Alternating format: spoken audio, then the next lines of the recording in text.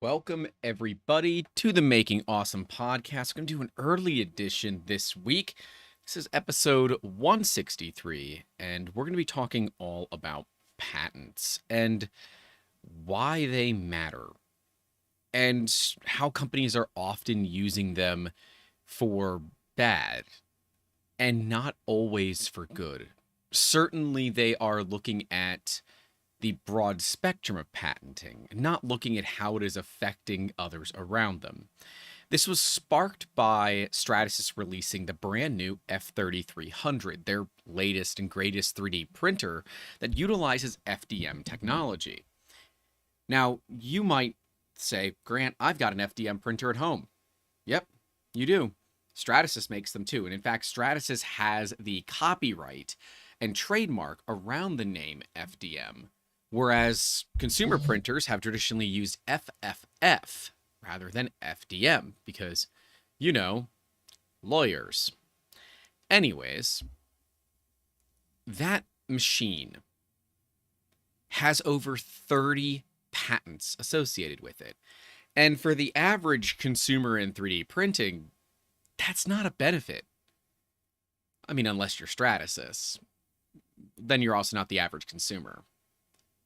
Those machines are kind of amazing, but at the same time, same, just a little bit different. Steve Bills is here, and he says, hey, Grant and everyone, thanks for starting early, and he's a member for 6 months. Thank you, sir. Greatly appreciate it. Yeah, we are starting early today because Steve Bills is having his 10,000 subscriber stream, and there's no point in making people choose. It makes a lot more sense for us to work together and say, hey man, I can easily change my time. I know that is a time slot that you've had. I might have had it for longer, but I really don't care. I'd rather, his viewers know when and where to find him. And some of our viewers will find us, some of them won't. That's okay. This is a more nitty-gritty topic than what we normally do, where we're going to be diving into a lot more detail. Now, very obviously, I am not a lawyer. I am not a patent agent. I am just a guy who works often with inventors, with patent attorneys, with patent agents, and all of those things. So, if you are just joining us, or if you're watching back later, or even listening, if you can, leave a like, do it, subscribe if you haven't, and rate us on the podcast platforms if that's your kind of thing. We are trying to build up this podcast throughout this next year. That's one of my goals, is to really bring this thing to a new level. So if that's your, if you want to help out with that, you guys know how to do it. So let's talk about patents as they were, because patents have not always been the same thing. In fact, they started hundreds of years ago. The first patent that I'm kind of aware of was in 1474, was enacted in Venice. And it was the first patent law, I guess. Yeah, right? Law. Yes, law. It was the first patent law in Venice, and established that new and inventive devices, once put into practice, had to be communicated to the Republic in order to obtain legal protection against potential infringers. And unfortunately, that concept has kind of evolved. And in some cases, it's been useful. In others, it's been taken advantage of. It's one of the big issues that we see here, at least in the 3D printing industry, is broadly vague patents. Companies attempting to patent open source things. I'm just going to reference the Hang printer there and say that, yep, that's been a thing where the Hang printer was a fully open source thing. It's been like that for nigh on a decade. And then a company came around and actually successfully got a patent for a Hang printer. Now, it appears that the Hang printer guys are going after them legally, but you're talking $100,000+ minimum to do something like that. And so patents have always been this thing that was designed to help out the little guy but has now turned into something that actually harms the little guy way more than it actually helps them, because it puts people in such a financial problem that they can't defend themselves after they've spent all the money to get the patent itself. Also, big thanks to Russ for the $10 super chat. Thank you, sir. Greatly appreciated. And I can now like super chats, which is super, super cool. So the idea of a patent from the beginning was always to promote innovation. The idea was that by guaranteeing an inventor a period during which they could exclusively benefit from their creations. Oh, okay, Cat, come on. We're going to start that over because this is a piece that I want to record. Patents were started with the idea that small inventors would be useful and benefit from this, right? And by doing so, it guaranteed that inventor a small period during which they could exclusively benefit from their creations. And these patents were intended to encourage individuals to invest time and resources into developing new and useful inventions. That is what it was originally designed around. But see, the world that we've gotten to is so egregiously litigious that it has become a world where if you are a small individual looking to get a patent and you don't have $100,000 that you can light on fire, you should not be looking to get a patent. Because there are large companies out there that will abuse the patent system, specifically the PTAB, which we will get to, because the PTAB was very much the kind of nuking of the rights for small inventors. And it is turned into something where if you can't afford to defend yourself, you are invalidated. Your patent is invalidated because you can't afford to go to court. And you might say, well, Grant, that sounds stupid. You're right. It is. And big companies utilize the fact that that court battle to them is a rounding error. And to the most average individual, it is life-changing amounts of money to defend something that to them might not have even gotten them close to where they're at financially. It's one of those hardships that the system still hasn't figured out, and unfortunately, I'm not certain it ever will. I don't have a lot of faith that the patent system here in the United States is going to change for the better. At least not until big corporations, the ones that are abusing it, stop lobbying to keep the laws really beneficial for them.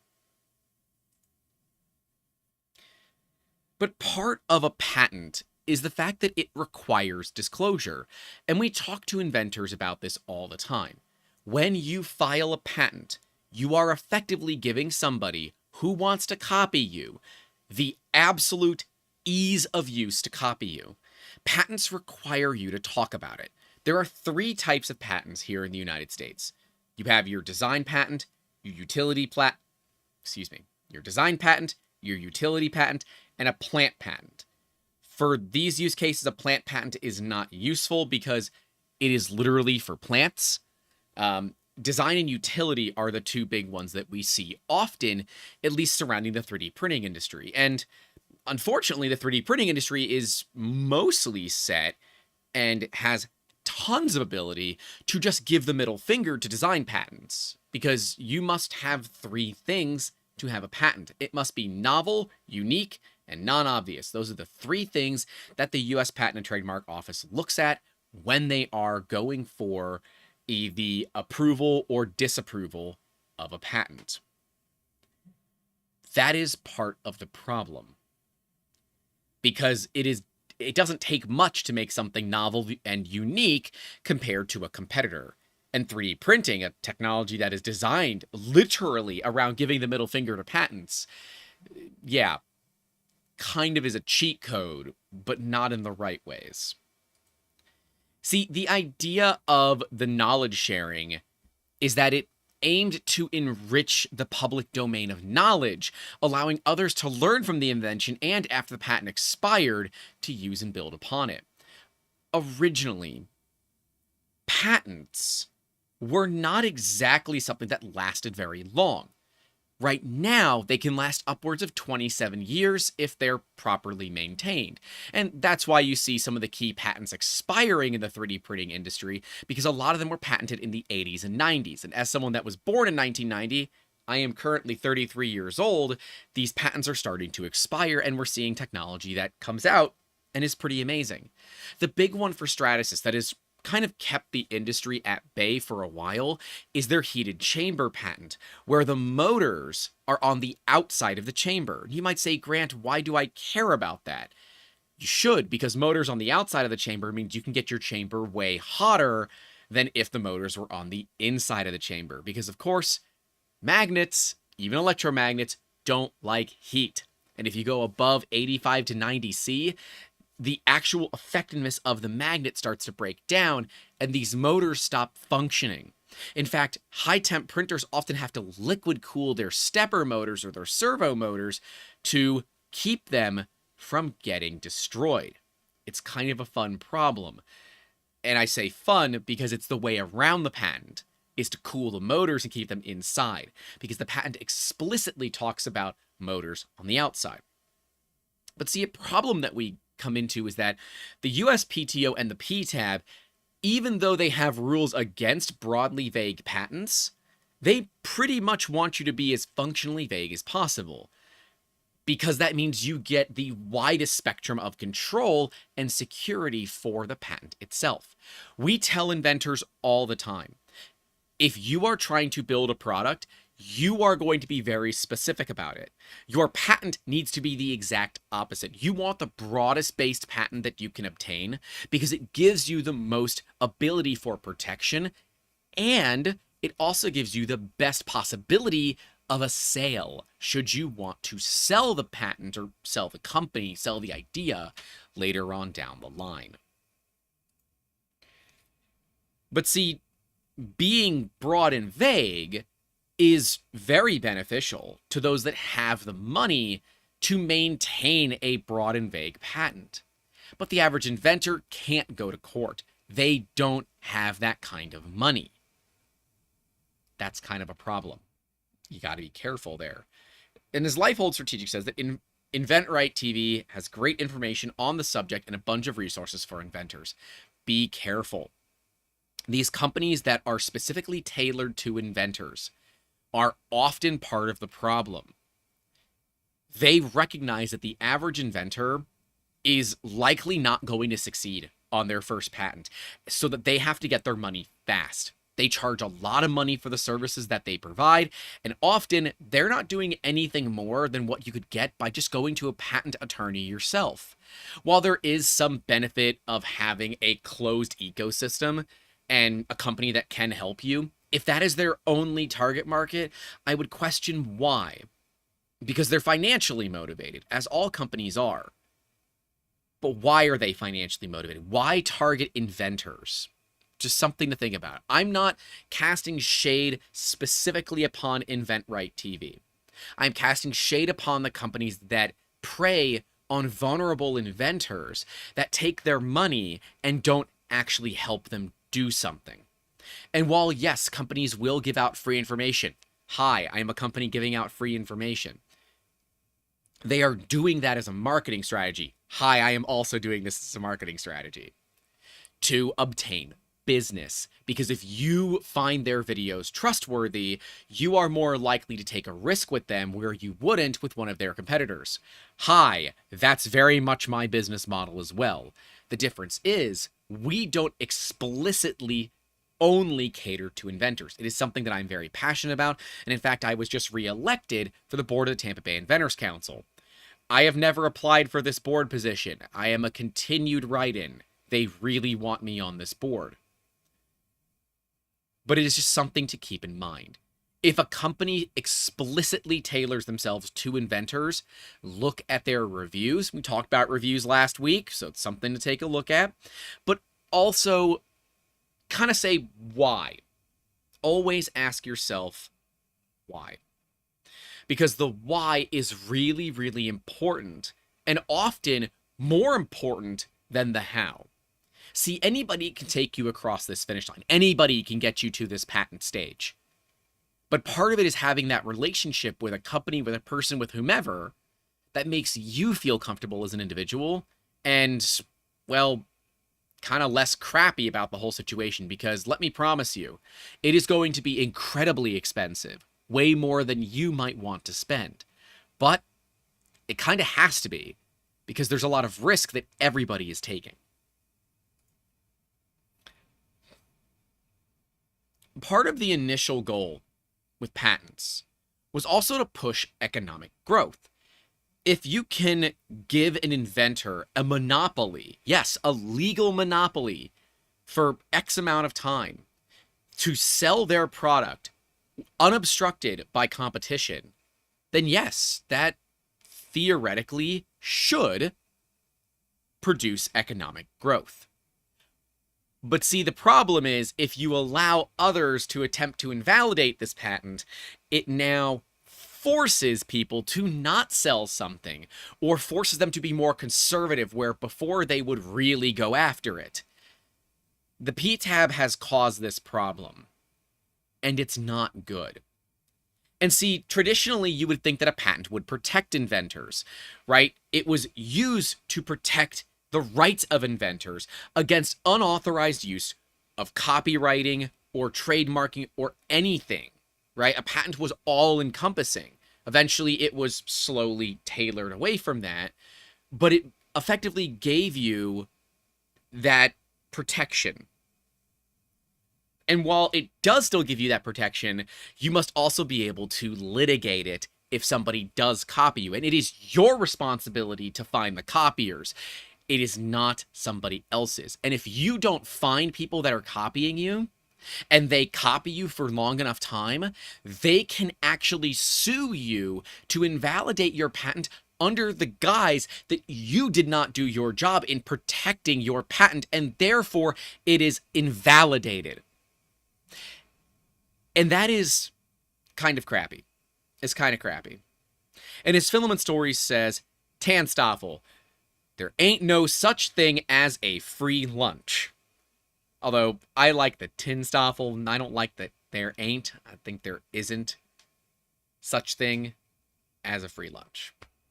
But yes, everything comes with a cost, right? That idea is that everything has a cost to it, and when you look at it, you need to determine where that cost lands and why. That's a very, very important thing to determine.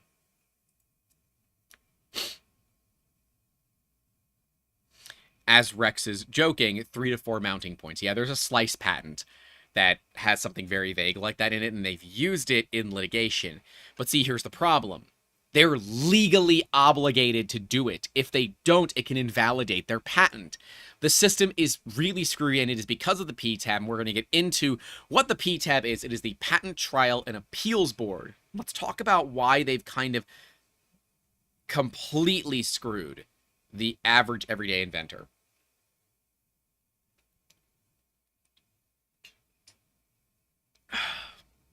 Drink some water if you haven't. When was the last time you had a drink of water? Drink some friggin' water. All right. So, the PTAB, the Patent Trials and Appeals Board. It is a body within the USPTO, the U.S. Patent and Trademark Office, and it decides the issues of patentability. It was established by the America Invents Act in 2012, and it conducts trials. It includes inter-parties, post-grant, and covered business method patent reviews, and derivative proceedings. I'm reading something very obviously here. This is not something I can pull off memory. It also hears appeals from adverse examiner decisions in patent applications and re-examination proceedings. It plays a critical role in the patent landscape. Sorry, for those listening audio only, these are done live, so, yeah. It doesn't show me that we're back. Stream is down. Oh, God bless. It shouldn't be. And back, but super choppy. That's a YouTube thing, then. Because actually, it's not a Spectrum thing. Okay, I'm back. Son of a bitch. I hate this. Alright, well. Sorry, reload the stream, I guess. There goes 80% of our viewers. That's always fun. I will refresh on... Well, I guess I'm not going to bother refreshing on my side. YouTube should yell at me if we have a problem. I snapped. God, I am used to recording. I snapped because I'm used to recording. Oh, well. Life, I guess. It's weird sometimes. I apparently randomly snap still in videos. You would think that after all these years, I would know when I'm streaming and when I'm not, but oh well. So, yeah, the PTAB. We've got an issue, right? Because the cost here is someone who is perfectly set to be a patent troll. This is an attorney that is also a patent agent, okay? And if you can become an attorney, you can become a patent agent pretty easily, right? The attorney's the hard part. The patent agent's the easy part. There are people that solely sit as a means to go after others' patents. They can look at it and say, no, there's no chance. If I go after these people, it is so easy for me to invalidate their patent.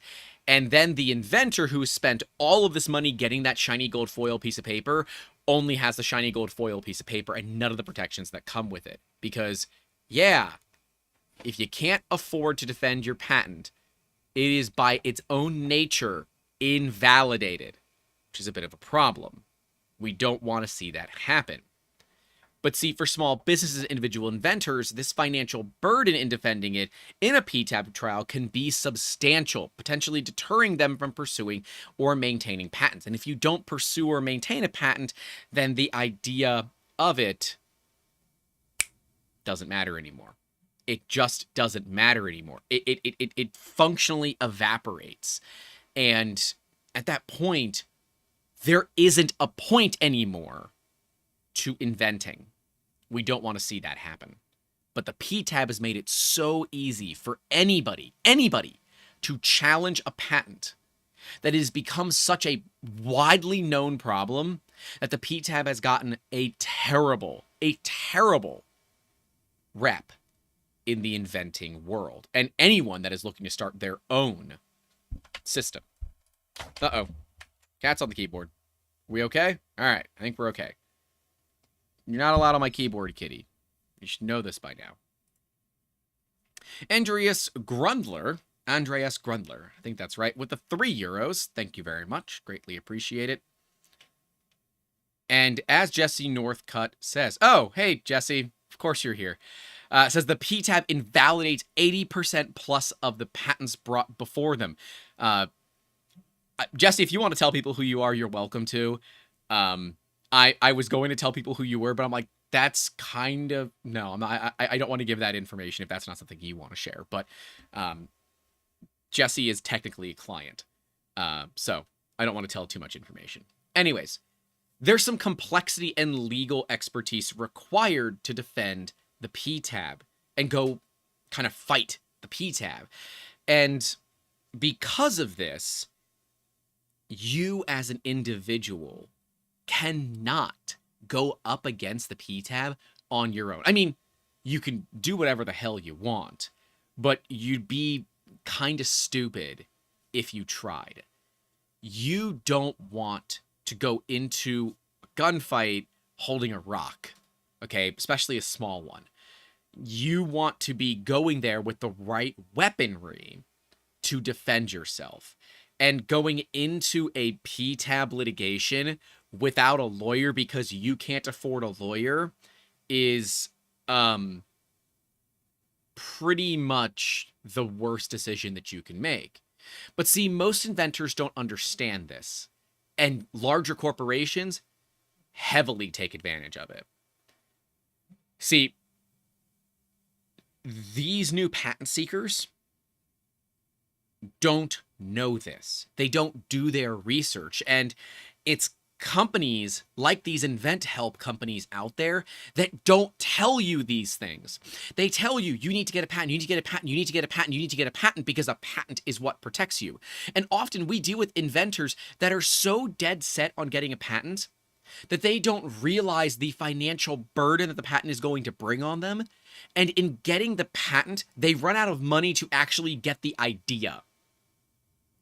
And while, yes, right, you don't have to have a patent, a lot of these inventors want you to.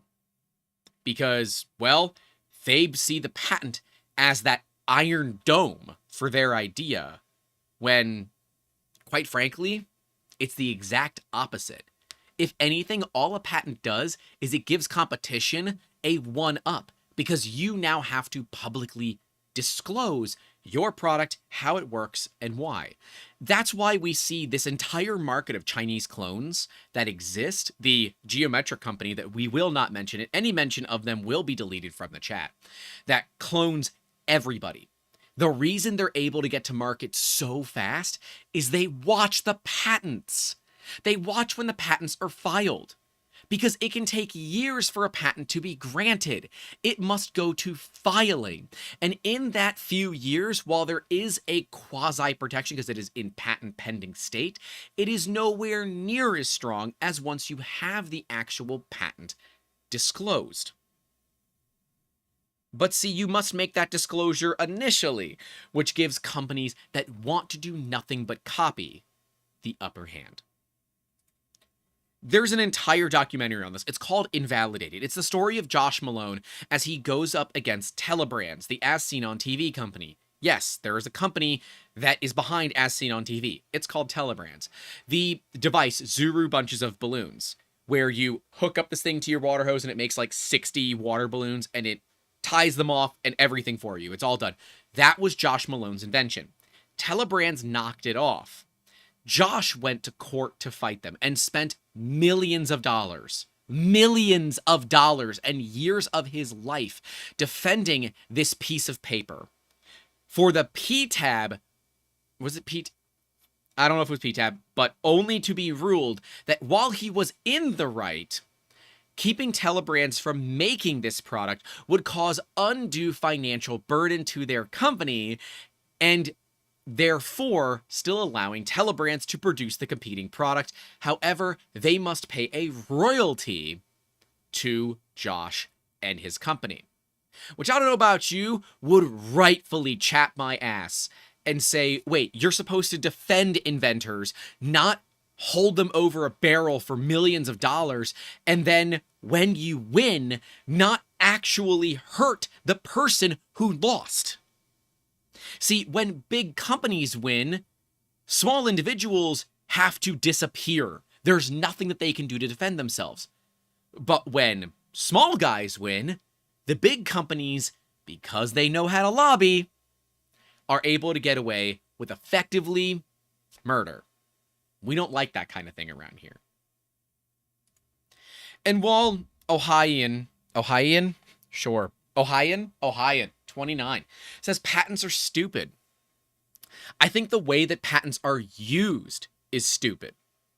Because we see a patent on the books of a company as an asset. It is something that you can literally use to sell a product. It is something that you can use to sell a company, because that patent guarantees, I'm going to put air quotes around guarantees, protection for a certain amount of time. It is an asset. And that's why companies like Stratasys will do 30 patents, brand new patents, on a 3D printer called the F3300, which is a tool changer. It's a heated enclosure tool changer. That's it.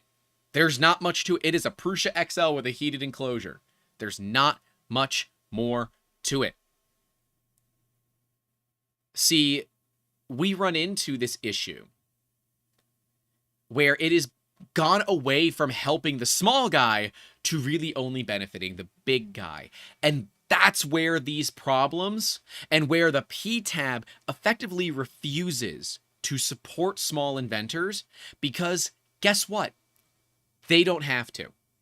Because the small inventors are not the lobbyists that made that bill. The small ones are not the lobbyists that pay their, supporting salaries, if you will. Allegedly. patents are not designed to help the little guy. And we've actually talked about this with Seth Polanski, where he said patents are racist, sexist, and classist. And they are not designed to help you, the small user. They are designed to do nothing but help small and larger businesses. They are not designed to help the small inventor. They are designed to help people and businesses with money. They are not designed to help people that are just trying to keep something and keep that intellectual property. They are not designed for that. And you want the best proof of it? The Coca-Cola recipe is not patented. Why? Because they would have to disclose how it's made. They keep it in trade secret because that's the safe way to do it. The other Grant Dysig, is asking, what if I post something to printables as commercial use for everyone? Can a company still try to steal it and patent it? If you allow commercial use on something, a company can use it. It's not stealing because you've allowed it. If they try to patent it and you see that it was patented, you could go up against and make a claim with the PTAB saying, hey, this was posted publicly well before they filed their patent. This is prior art. Their patent is invalidated. And while you would have to go to court, you would have to fight it, you would technically be correct. Now, does that mean? No, it probably doesn't mean that they're going to side with you. What it means is that you're going to at least get an attempt. And that attempt is what we care about. We care about that attempt to fix it, but the PTAB, they don't. See, because if you don't have the money, they don't have the time.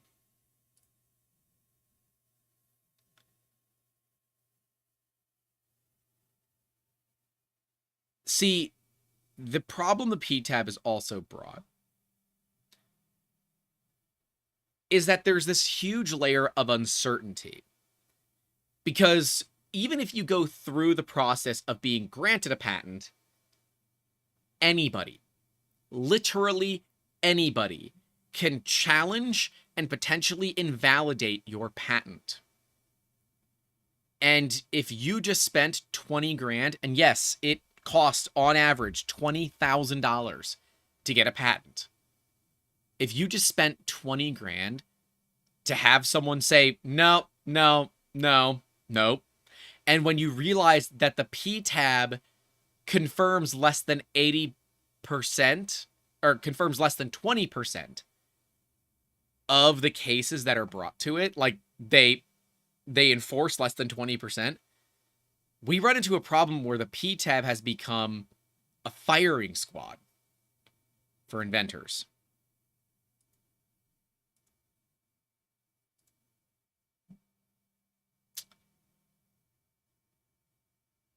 I am dropping a ton of frames. Let me log into my router and see what's going on.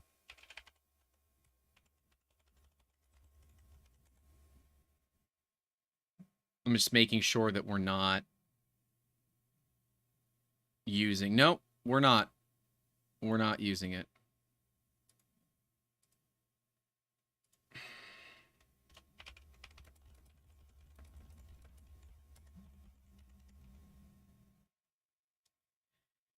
I have to wait. Something's not right. I'm not able... Why am I not able to stream right now? What the actual hell is going on?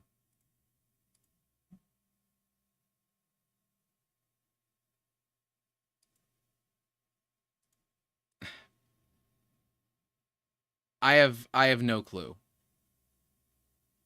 We're not... Oh, God bless. Let me know if you guys can see me, but I'm streaming at like half the bit rate that I'm supposed to be.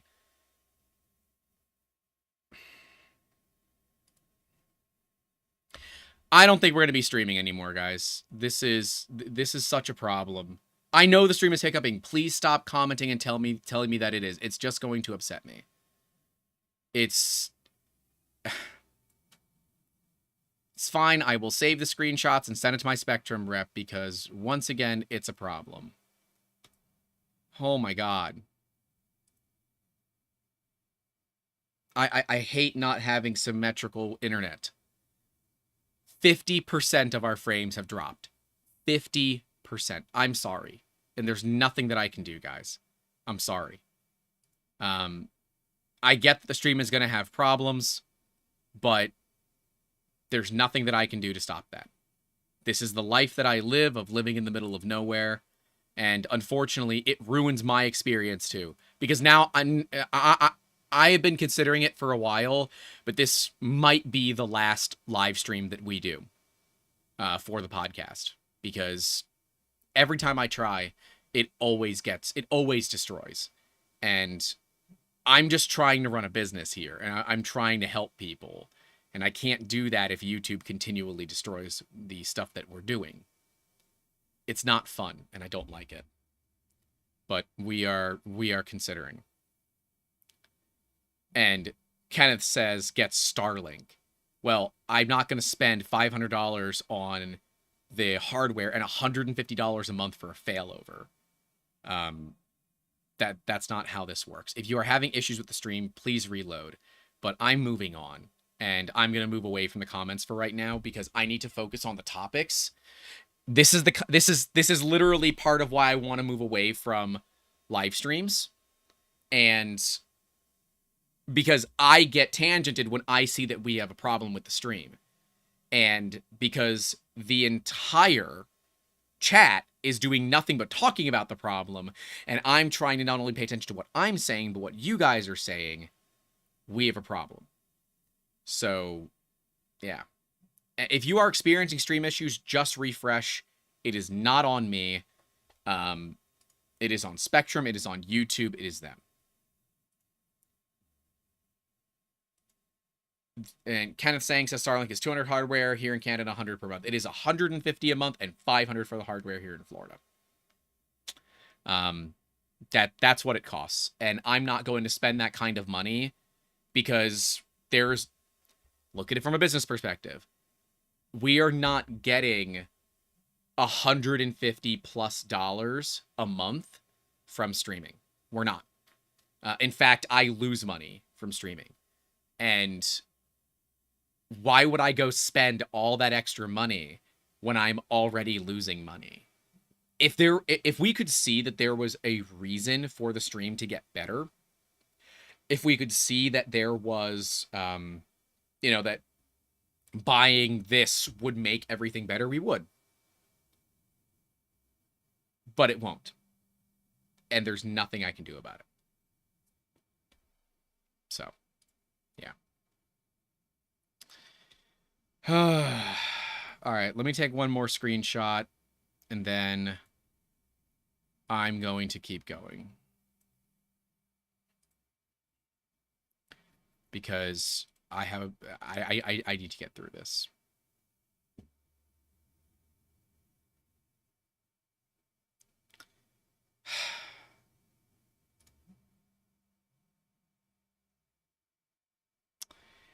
Sorry, I'm upset now. I'm upset because I've put so much time and effort into building this channel, and I feel like everything is just actively working against me to do it.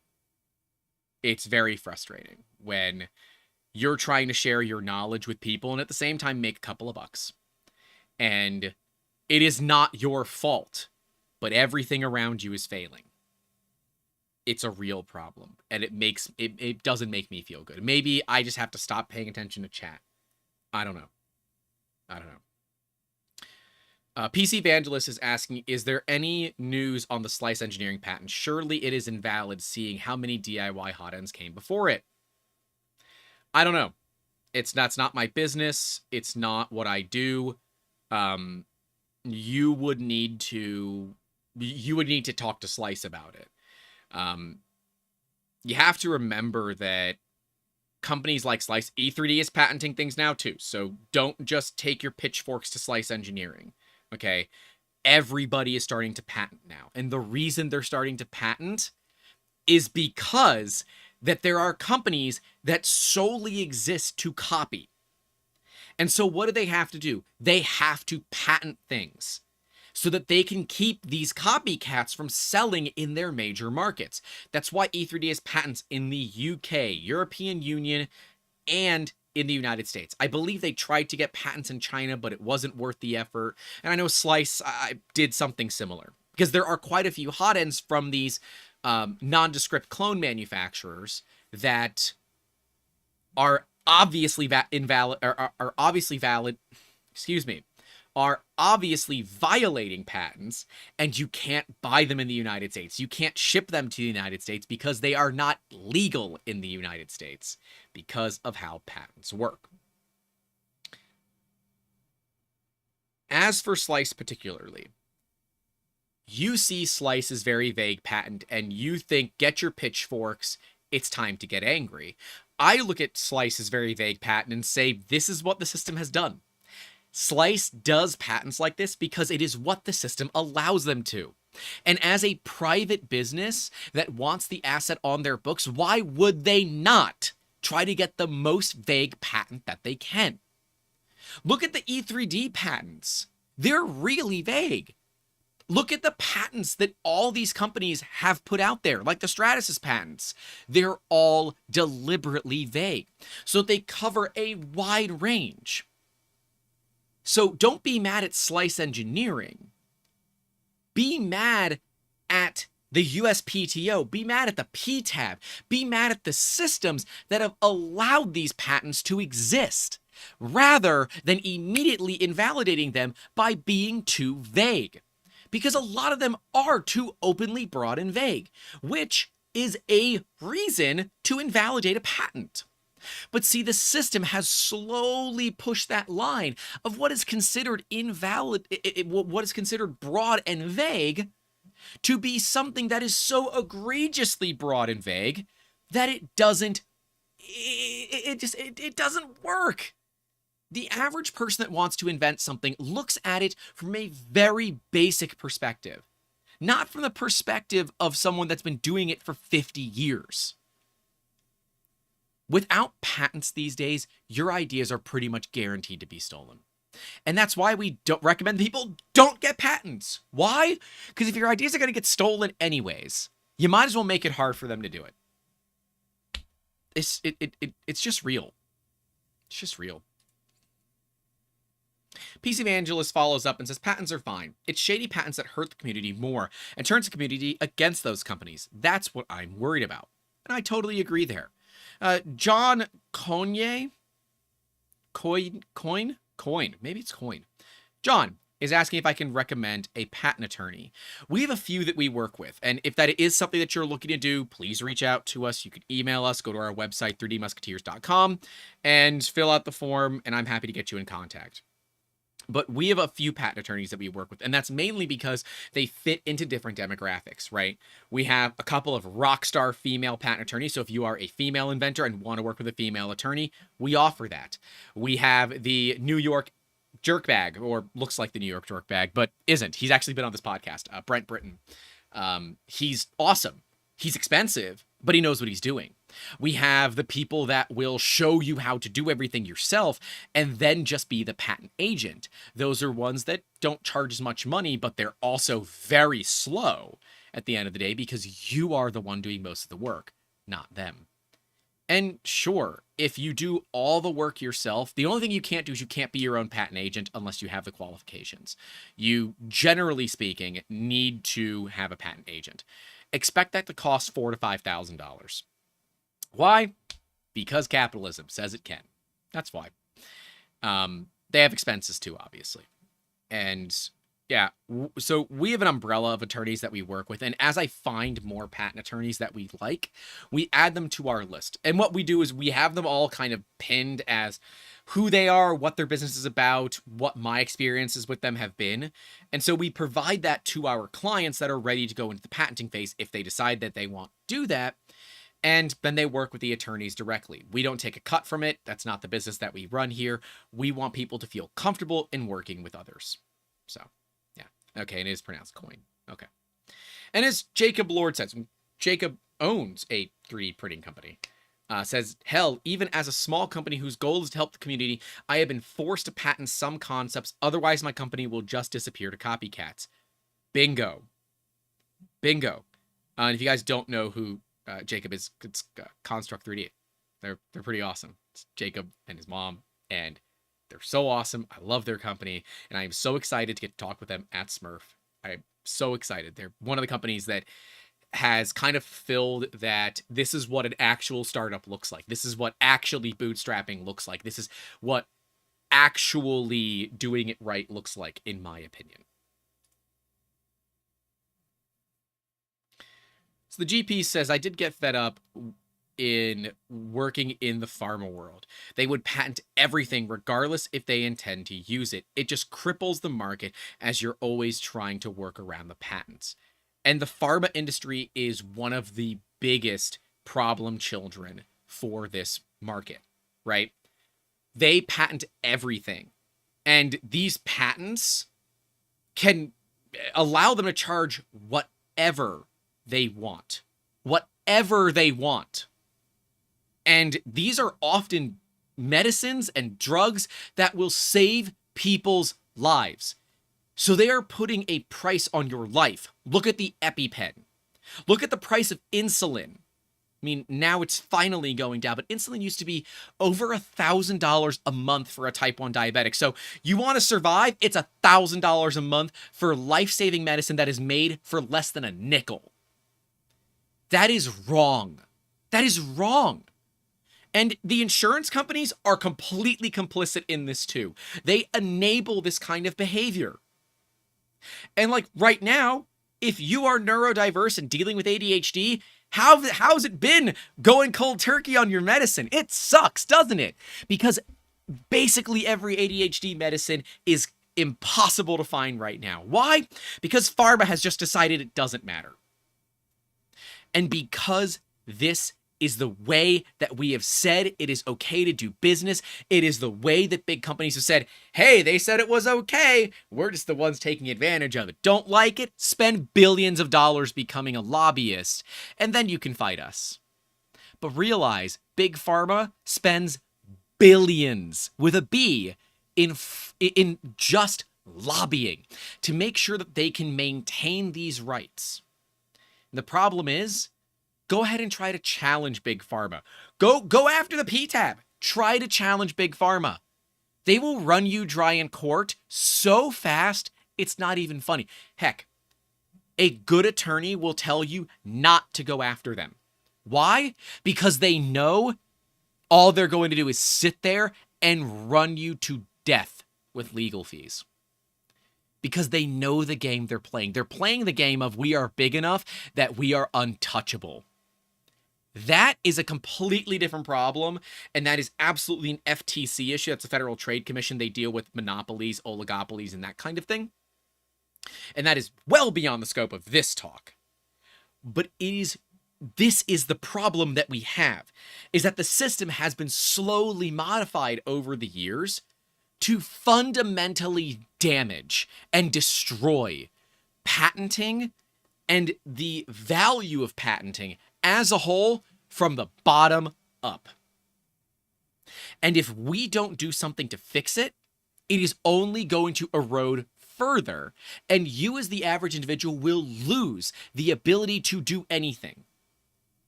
Because if you can't patent something, all you are hoping is that your design is so unique enough, or that your sales are not large enough that a competitor can come in and go after you. See, inventors are always worried that a big company is going to copy them, yet they go to these big companies with a patent saying, hey, I would like to, sell to you guys, or would you guys like to buy the rights to my patent?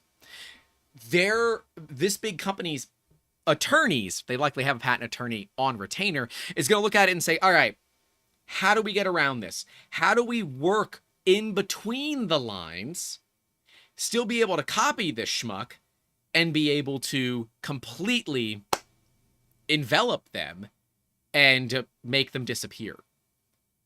That is the world we live in. It's where patents have become a right to produce war crimes in business and not the right to defend your idea. Way back in the day of this podcast, we talked with an attorney, David Stein. A great episode. I highly recommend you guys go back and watch it. Where he talked about how the oil and gas industry handles patents and says that they're pretty much the exact way that patents should be done. A company will come up with a new and inventive way to do something, and they patent it. They spend the $20,000, $30,000, $40,000, whatever it is, to patent it.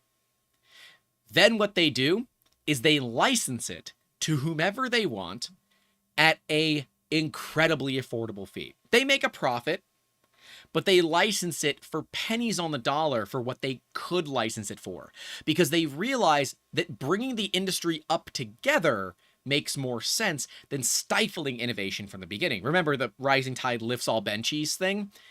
It's how that works in the oil and gas industry. And you would think out of all the industries, that would be the one that wouldn't go down that route. But it is.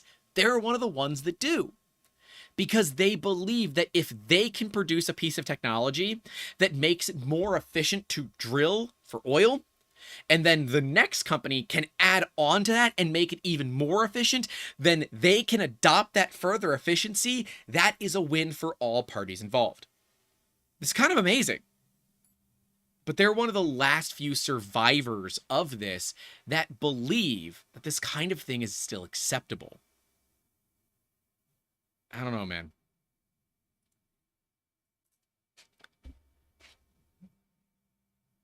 So we've got this issue with patent trolls, right? It occurs when companies or individuals obtain patents not with the intention to develop the underlying inventions, but rather to sue companies for infringement. These entities, which are often called patent trolls, target companies that inadvertently infringe on these patents, leading to costly litigation or settlement fees. And this can divert resources away from innovation and instead towards legal defense. So if you were to patent something that you did not know actually infringes on somebody else's patent, and the USPTO didn't look at it, and the PTAB, they're doing what they do, now that one little thing in your patent that could be completely rewritten to not violate somebody else's patent could invalidate your entire claims. One sentence could invalidate the rest of your patent because that's how the system works. It's an all or nothing system. That's a problem. And there are people that will go out and try to patent the most vague things functionally possible to then go after people that are selling it. And while these people that are selling something that wasn't patented but now is, could actually argue pretty successfully, I would assume, that they had prior art, it doesn't matter because they often can't afford to do so. So in turn, you can shut down a small business by patenting what they do and then suing the crap out of them.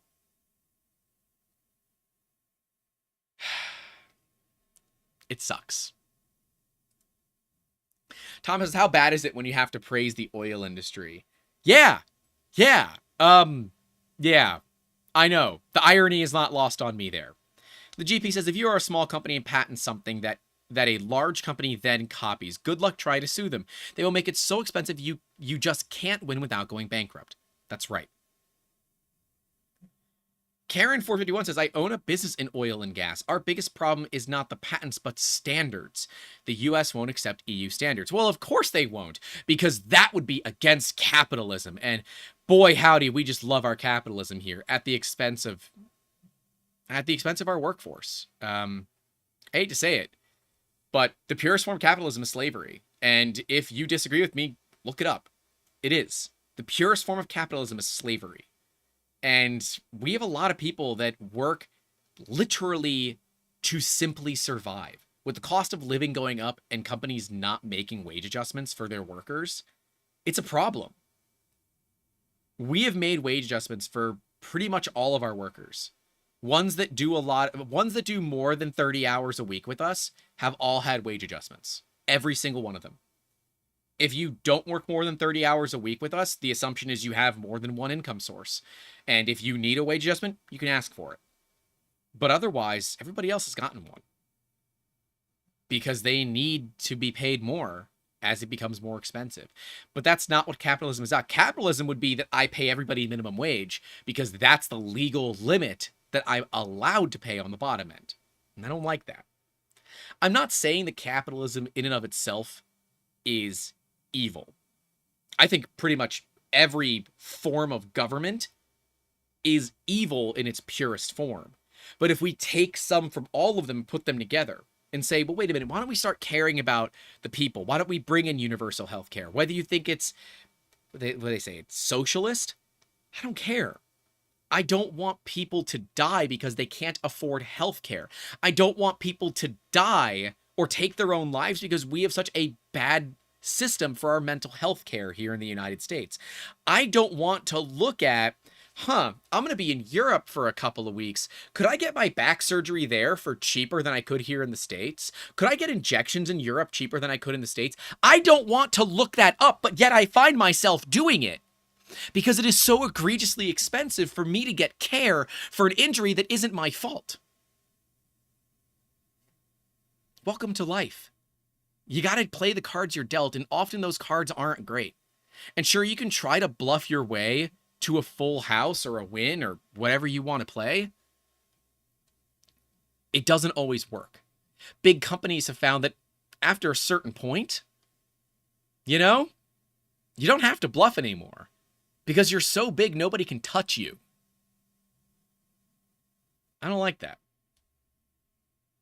I don't know. Some people might call me a socialist for that. They might call me a fascist for that. I don't. They're going to definitely call me woke for that because that's the new term we use for people that aren't 100% on board for what you believe in. I believe in taking care of others. I believe in making sure that everybody is okay. I believe in making sure that if you are a small individual and you come up with an idea, that you should be able to protect it against the big corporations. And I believe that you should not need to spend $100,000 with the PTAB to go up against it. I believe that members of government should be paid a wage that is equal to the median salary for their constituents. I believe that they should not be able to be influenced by outside organizations. I believe that they must absolutely look at their constituents and say, what is best for you?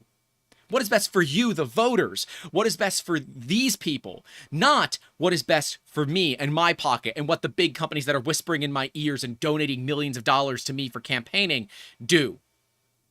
Forgive that rant, but I'm sorry. We've got a freaking problem here. And if we don't change it fast, which we're not going to, we're going to dive farther into a world that isn't comfortable to live in. Especially if you don't have millions of dollars to live in opulence.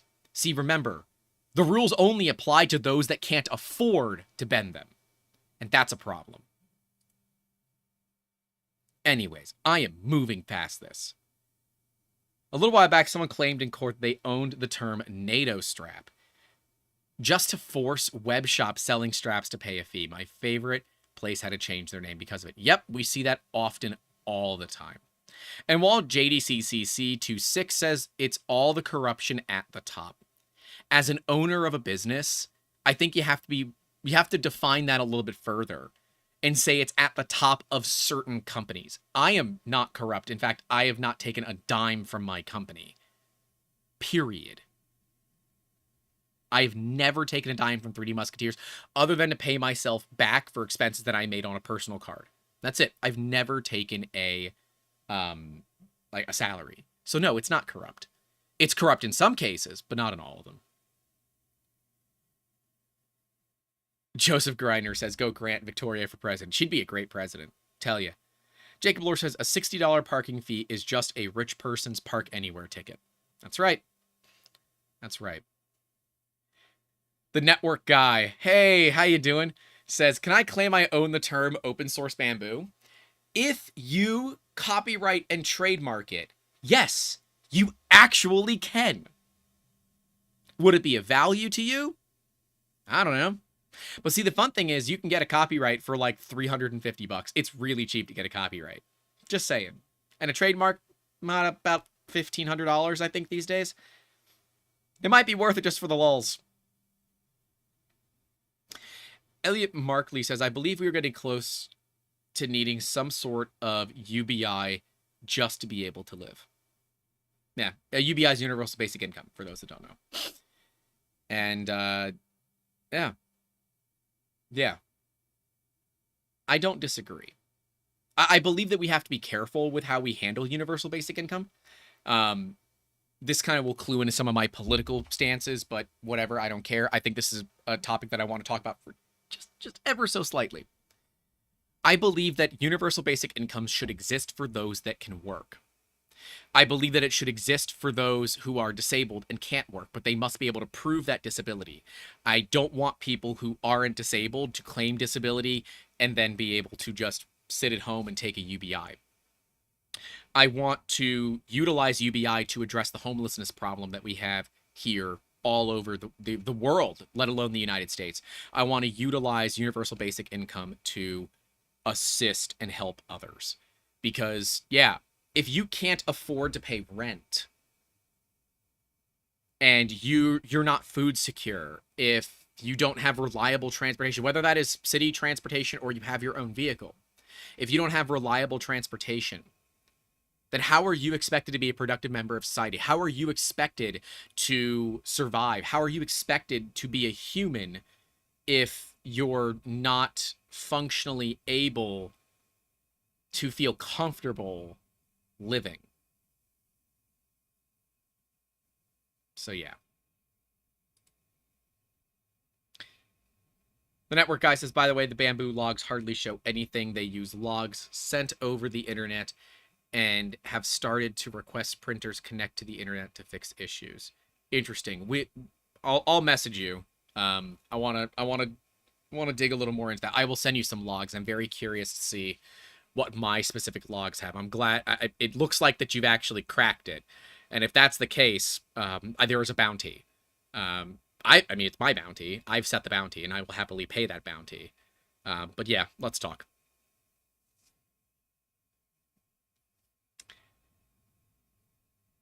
The world of patents in the world of 3D printing are often used to stifle innovation and stifle this, like, stifle people from making something. Because it is so expensive that the average user can't do anything to utilize it. It is so expensive that the vast majority of inventors that we work with that go out to get patents, we never hear from them again. Because they end up blowing all of their money on patents, litigation, and all the other fun BS. Because, oh yeah, you have to keep a lawyer on retainer to do the searching to make sure that nobody is copying you. And if they are copying you, you have to send cease and desist. Then you have to deal with U.S. Customs and Border Patrol. There's a lot of effort in maintaining the rights to a patent. And while, yes, other countries don't respect patents, they never will. And so we have to look at what we do to make sure that that's not a problem anymore. How do we make it so that it's not a problem that they don't care about our patents? Something to take and think about. Because there isn't one solution that works perfectly. There's a myriad of small solutions that, when come together, work quite well. But there's not a solution that works perfect. And if you have one, let me know in the comments, because I want to know. I want to go down this road and look at what an ideal situation looks like and try to look at it from everybody's perspective to see what actually makes sense here. Jacob Lord says, I like the idea of the 1 cent patent license. This allows companies like Construct 3D to patent stuff, but then offer a non-commercial license and lease to the community. You can do that. And I like that way too, because what that does is it lets you allow certain companies and certain people. If the geometric company from China comes to you and says, hey, we'd like to license your idea for 1 penny, you're going to tell them to kick rocks because all they're going to do is clone it. If a small company in the United States would like to license it and sell it and be able to share profits and all of that, you might say that's not a bad deal. It depends on who, why, and for what reasons. Jacob carries on saying, the biggest issue with IP for small businesses is you are expected to protect your patent even if you cannot afford to, even if it's just community members having fun. That's correct. That is absolutely correct. And yes, you can give license agreements for a penny. You can absolutely do that. There is literally nothing keeping you from doing that. It is difficult to maintain and make sure that those that are doing it for fun, for education, for whatever, are not then going to take that license and use it for commercial purposes. See, patents cannot be enforced to those doing it for hobbyists. You can't. If you're like, I'm trying to think of a good example here of one that would make sense. All right.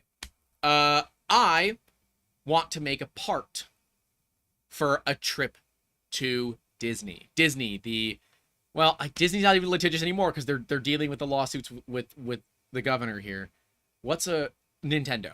Nintendo cannot sue you for dressing up like Pokemon. They can't do it because you're not doing it for commercial purposes. Now, if you are dressing up and cosplaying as something and you are a content creator and you are making money from that, then they can sue you because that is for commercial purposes and you don't have the rights to do it. That's not a patent, that's more of a copyright and a trademark, and those are a little bit more loose in terms of how you can litigate that kind of thing. Oh, big stretch. Okay, that was... We good here? Okay. But if we look at... I'm trying to think of one. All right, if I made a Zuru bunches of balloons for myself, I 3D printed a Zuru bunches of balloons and used it at my home for, whatever reasons I wanted to use it for that were non-commercial for a hobbyist use case. Josh cannot come after me for it. He can't. But the other side of it is Josh probably would never know, right? That's kind of the weird thing is if you have a patent and you as an end user are violating a patent for some reason, chances are you're not even going to know you're violating it, and the companies that you are violating the patent for won't even know it either. They can send you a cease and desist. I have a few of them here. We have a few cease and desists. And I consider a cease and desist a piece of paper that proves I did something right. Although one of them is I made the right phone call. All the others were from pieces that we were doing for clients that ended up selling quite well. And the client did not realize they were infringing on somebody else's patent. And so we get the nice letter in the mail that says, hey, stop making it. Okay, no problem. And I put it up on the wall because it reminds me that we helped develop a product so good that while it did unfortunately, violate somebody's patent, it was enough that their lawyers noticed it, which is pretty cool. And I tell the inventors, you need to get an attorney, you need to talk with the attorney and figure out if you want to pursue this product any further, how you can get around it. Something to work on.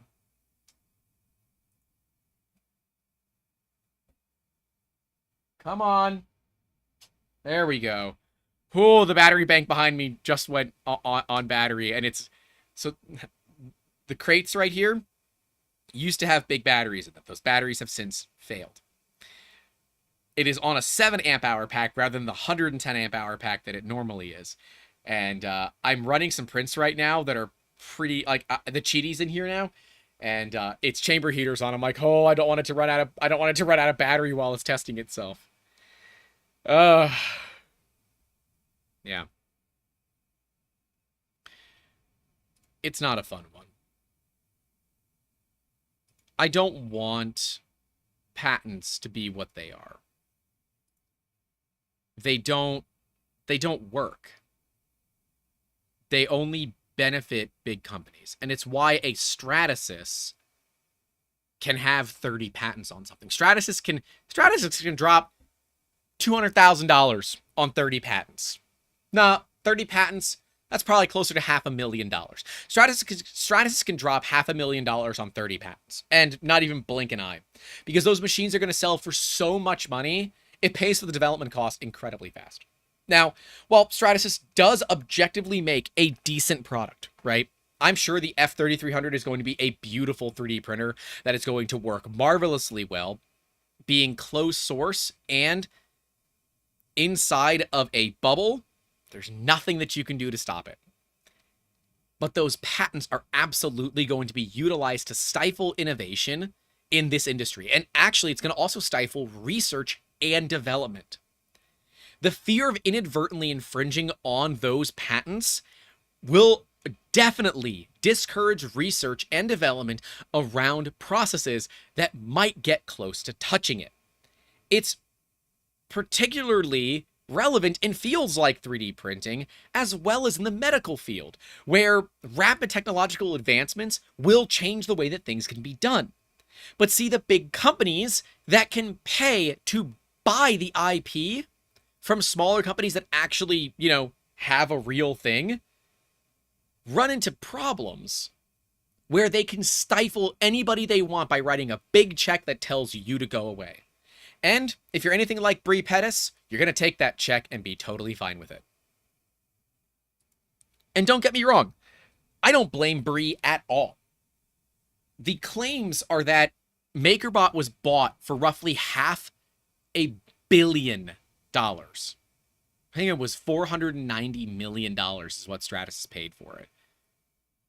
No, Grant, don't say that. Figure it out.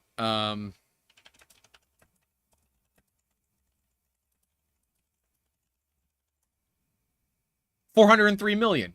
Oh no, it was worth $604 million, with $403 million in stock paid up front based on the current value of stratasys share.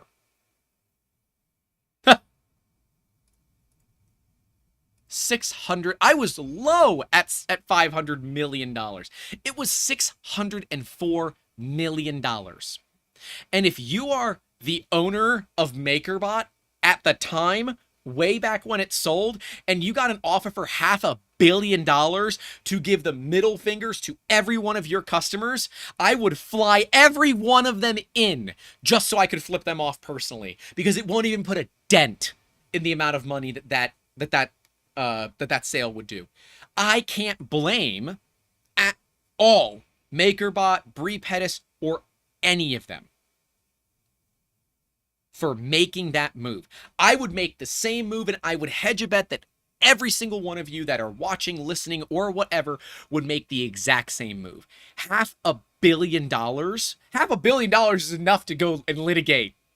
$500 million is enough to actually start lobbying. Easily. Not that you should spend $500 million doing it, but it is enough to buy a private island and F off forever. Do whatever you want, because you will never be able to burn through that kind of money. That's reality. And like Sanjay says, so it basically just sucks to be an inventor. Yep, it does. It sucks to be an inventor. The system is not designed to hurt, but it does. The system has now been slowly molded into being something that is not designed to help. And unfortunately, companies like Stratasys and 3D Systems absolutely take advantage of this. And if they look at IP and say, we can't get around it, they go buy the company instead. And then what they do is, if they want to compete, great. If they don't, they basically shelve the company's IP indefinitely so that nobody else can use it. We see this in the drug industry too, because the recipes are tightly controlled for these drugs, and the process to make them are tightly controlled in the medical industry. It would companies can control supply and demand, and they do it all the time. And no matter how you feel about Mark Cuban, his business, Cost Plus Drugs, is actually a pretty decent one. Companies like GoodRx serve to help people get cheaper medicine. And if you don't use either one of those and you're paying a ton of money for your medicine, what is wrong with you? It could be that neither of them can help your medicine. But that's also where I say maybe it's time to look at different medicine, because, yeah, it's rough. It's rough. The networking guy says, I'd be on my knees for 600 mil. Buddy, I'd be on my knees for a lot less money than that. But yes, I would be on my knees for 600 mil. Not a freaking problem. Thomas says, nah, if I spent half of my $1 billion on that, what to do with the rest? Yeah. Jacob Lord says, so many people underestimate the sheer volume of cash that $500 million is. Yeah, you can fill a room easily. And as my brother says, not a doctor. That's $17,000 a day for 80 years. A year's wage in a single day. Jeez. Thank you for doing that math. $17,000 a day for 80 years. Did you also include leap years? Because, you know, the significant figures matter. Jesse says, but patenting did used to be of value pre-2013 approximately. It's true, but even then it was still complicated. It was still difficult back then and still designed to hurt you. It was just not as easy to do it back then. We see companies that will often produce patents with the sole purpose, the sole immediate purpose of blocking others. They say, this company's got a similar technology. They are likely going to end up here. Let's get right before the finish line and block them before they can get there. And because the U.S. Patent and Trademark Office and the PTAB do not require you to actually make value from the patent, you can get the patent, shelve the thing, and when the people hit that wall, sue them into the ground. It's not good. It's not. I don't know what a solution would be. But I think to bring back the modern day inventor, we have to bring back the protections for the modern day inventor. I don't need the modern day inventor to have a monopoly over manufacturing. I need them to have a monopoly over the actual intellectual property. They need to be able to license it out at their rate, should they choose. But I believe that a patent should only be given if the product brings value and the company swears and legally is obligated to produce value, real world measurable value that is related to a percentage of the company's revenue, not profit, revenue, or that patent is invalidated. Because otherwise there is no point to getting it. Because if you're getting a patent and you are not planning to use it, you are actively getting the patent to hurt others. That's not good. Imagine where this industry would be today had technology not been locked down for so long, PC Evangelist. PC Van Vliet. Oh, I've been saying your name wrong the whole time. PC Van Vliet. I'm sorry, I've been saying your name wrong the whole dang time. Said, imagine where this industry would be today had the technology not been locked down for so long. See, I don't mind the patents. I mind the fact that they never allowed anybody to license the technology because these companies they're saying, no, screw you, the money's ours. We don't care. I don't like that.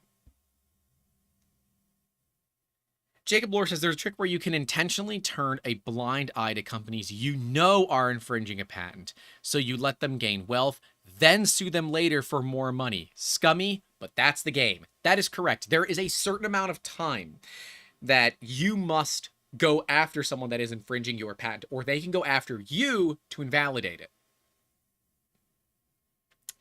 And companies will often roll that out until the absolute last minute so that they can maximize the amount of damages that they can sue for. Remember, ladies and gentlemen, Hulk Hogan did not win millions of dollars from Gawker because they leaked his private tapes, if you will. He didn't win a ton of money for the leak itself. He won a ton of money on what is called punitive damages. The because I feel like I've been harmed damages, not the actual value of the harm itself. He bankrupted Gawker, which I don't care about, but the case is very important because it was 90% punitive damages and 10% actual. Actually, it might have been higher than 90%. It was quite a bit in punitive. So, where does that leave us? right? It leaves us with a right and a wrong way to do it. It leaves us with the reason that most people in this industry don't patent. They'd rather open source and guarantee that nobody can patent it. And if they try to patent it, it's a pretty simple thing. I say that as hang printers going through it. We see a lot of people that will instead push to make things open source because that's easy. It's easier to make it open source than it is to actually make it closed source. We see an industry that is necessitating open source because closing source would undermine the value of why this industry exists in the first place. We see companies that are slowly starting to patent, some for good reasons, some for bad. I believe that E3D is patenting for the right reasons. They need to protect the millions of dollars of research and development that they have in making things, like the new Roto, which I don't have yet. And I'm kind of bummed. I want Roto. And if I can't get Roto before I go to Smurf, I am taking one at Smurf. You heard it here first. I get a Roto, damn it. Like, they're patenting parts in Roto. And of course they are. Because they need to maintain that they need to maintain the fact that they have a whole thing to deal with here. They have millions in research and development they have to account for that they can't if the,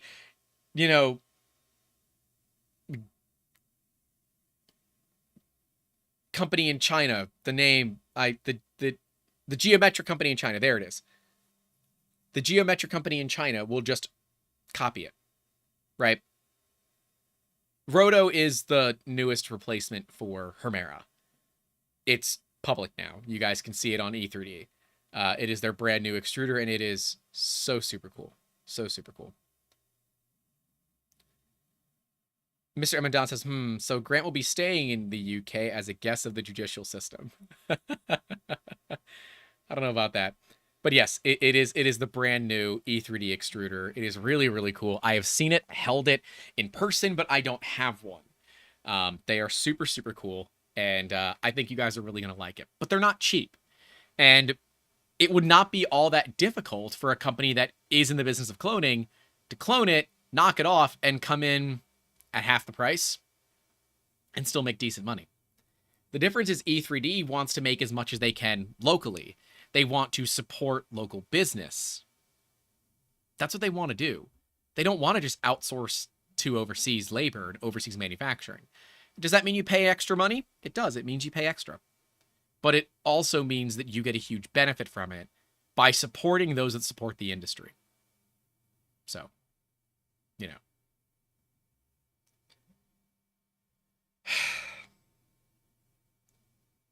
it leaves us with a problem. I don't think patents are inherently bad. I think that companies that utilize patents inherently abuse them. Because, well, they're allowed to. They are allowed to. And I have a problem with that.